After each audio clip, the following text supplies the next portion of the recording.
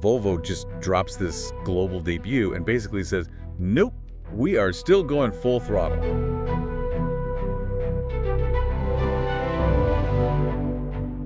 Okay, we need to talk about the Volvo EX60 because with all the noise lately about legacy automakers pumping the brakes on EVs. Yeah, pivoting back to hybrids. Exactly. Yeah. And then Volvo just drops this global debut and basically says, nope, we are still going full throttle. It's a huge statement piece. And this isn't some, combustion car they've just retrofitted with batteries to hit a quota. Right. The EX60 is a dedicated ground-up EV. And looking at the specs, they are clearly done with any half measures. The number that immediately, it just jumped off the page at me was the range.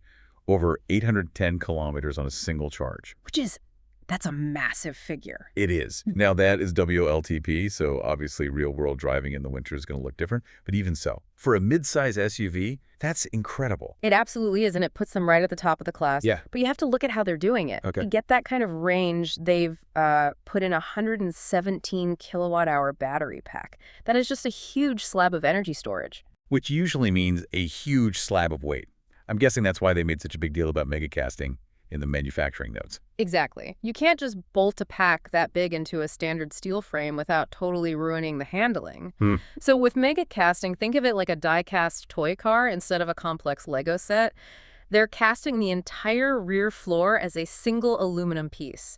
It makes the battery part of the car's structure. So it saves weight and keeps the car stiff. Keeps it stiff enough to actually be fun to drive, yeah. And speaking of the battery, I was so relieved to see they finally joined the 800-volt club. We've been waiting for this from them. Oh, this changes everything for the ownership experience. And they didn't sacrifice speed for all that efficiency either. The top-spec all-wheel drive model, 500 kilowatts. It launches you from 0 to 100 in 3.9 seconds. Which is faster than a Model Y performance. Volvo isn't playing it safe and sensible anymore. It's aggressive. And honestly, for a boxy SUV to hit those kinds of efficiency numbers, the aerodynamics have to be just spot on. What's the drag coefficient on it? It's 0.26. Wow. That's slicker than a lot of sports cars from a decade ago. That's impressive engineering. Yeah. But I want to pivot from the hardware to the software. Okay. Because I think the biggest shift here isn't the battery, it's the brain. You're talking about the Google Gemini integration. Exactly. This isn't just, Android Automotive running Spotify. This is Gemini AI built right into the car's core system. It feels like we're moving from a car that just obeys commands to one that anticipates what you need. And that's the critical distinction. A standard voice assistant is reactive. You say, call mom, and it calls mom. Right. An AI like Gemini can understand context. It can be proactive.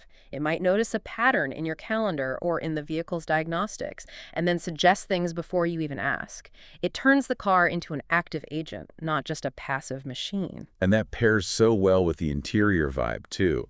You've got that electrochromic glass roof that tints itself, the 28-speaker sound system. It's less like a cockpit and more like a lounge you happen to be moving very, very fast in. It really solidifies that whole modern Volvo identity, doesn't it? They've kept the Scandinavian design, the safety heritage, but they've layered this top-tier EV tech right on top. They're not just catching up anymore. No, with 800-volt architecture and this level of AI, they're really trying to lead the pack. It's a compelling package. And it leaves us with a big question to chew on, I think. As these large language models get integrated directly into our dashboards, our relationship with our cars is just fundamentally changing. We're moving from operating a machine to, conversing with one. So does that make you feel more connected to the car? Or does it feel like you're just becoming a passenger in a giant, very helpful robot?